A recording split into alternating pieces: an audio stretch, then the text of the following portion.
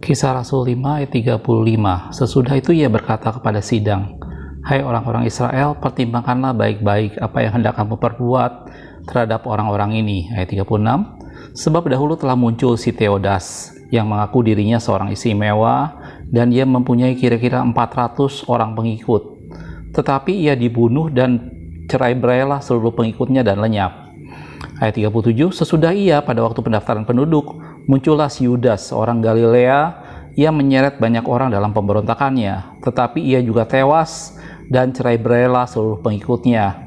Karena itu aku berkata kepadamu, janganlah bertindak terhadap orang-orang ini, biarkanlah mereka, sebab jika maksud dan perbuatan mereka berasal dari manusia, tentu akan lenyap.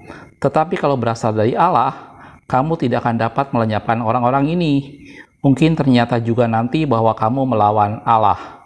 Nasihat itu diterima. Oke, shalom, selamat malam.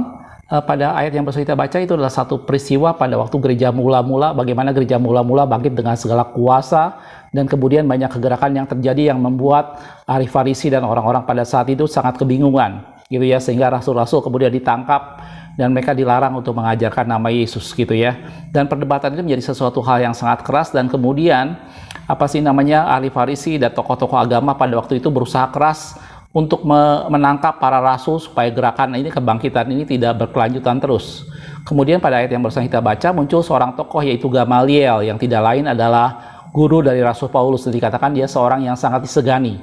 Dia memberikan nasihat kepada orang-orang ahli Farisi pada waktu itu supaya jangan berbuat apa-apa terhadap orang-orang ini, jangan berbuat apa-apa terhadap kegerakan gereja mula-mula, gitu ya. Dia memberi ilustrasi tentang dua tokoh yang sempat melakukan kegerakan, tetapi kemudian tokoh itu mati, dan dikatakan di sana ada Theodas dan Yudas yang sebelumnya melakukan pemberontakan dengan beberapa ratus pengikut. Tetapi ketika tokoh itu mati, maka kemudian tercerai-berai seluruh kegerakan itu.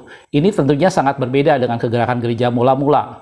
Dan waktu itu Gamaliel memberikan nasihat, jangan-jangan kalau mereka berasal dari Allah, bahwa kita tidak bisa melenyapkan mereka, malah menjadi nyata bahwa kita yang menentang Allah. Dan kemudian karena Gamaliel seorang yang sangat dihormati, nasihat itu diterima, gitu ya. Di sini saya ingin melihat bahwa kegerakan dari Allah itu beda dengan kegerakan yang digerakkan oleh manusia. Kegerakan yang digerakkan oleh manusia ada satu tokoh tertentu yang menggerakkan banyak orang, dan biasanya apabila tokoh itu kemudian hilang atau ditangkap atau meninggal, maka kegerakan itu menjadi kekurangan arti, menjadi kekurangan motivasi, dan akhirnya bubar. Nah, kegerakan dari Tuhan tidak begitu. Itu datang dari diri tiap-tiap orang pada saat orang itu penuh Roh Kudus. Dan saya pernah jelaskan dalam satu video tentang tulang-tulang kering Yehezkiel 37. Di sana juga saya sudah menjelaskan bahwa kegerakan dari Allah itu datangnya bukan dari luar, itu datangnya dari dalam. Dan itu yang membuat bahwa walaupun Yesus ada atau pada saat Yesus ditangkap dan akhirnya mati, malah itu menjadi satu kegerakan yang sangat besar. Dari sini kita melihat bahwa pekerjaan Tuhan menjadi sesuatu yang bukan semata-mata karena pengaruh manusia. Pekerjaan Tuhan bukan semata-mata karena digerakkan oleh orang-orang tertentu yang mempunyai pengaruh. Bukan, tetapi kegerakan dari Tuhan, kebangkitan dari Allah itu karena Roh Kudus bekerja pada diri tiap-tiap orang. Roh Kudus itu menggerakkannya dan membawa pada suatu kebangkitan. Jelas saudaraku, dari sini saya ingin kita sama-sama melihat kembali bahwa persekutuan kita dengan Roh Allah itu kan membawa kita pada rencana Allah.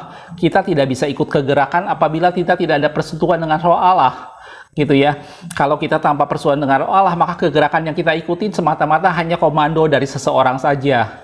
Tetapi apabila dekat dan bersekutu dengan Roh Allah memberikan visi, Roh Allah menggerakkan kita, dan itu menjadi api yang membakar dari dalam, dan timbullah suatu kegerakan gereja Tuhan. Dan saya percaya menjelang akhir zaman gereja Tuhan dipulihkan, menjelang akhir zaman banyak orang dibangkitkan dengan segala tantangan dan kesulitan, dan itu membawa satu kesempurnaan untuk mempersiapkan mempelai Kristus menjelang kedatangan yang kedua kali.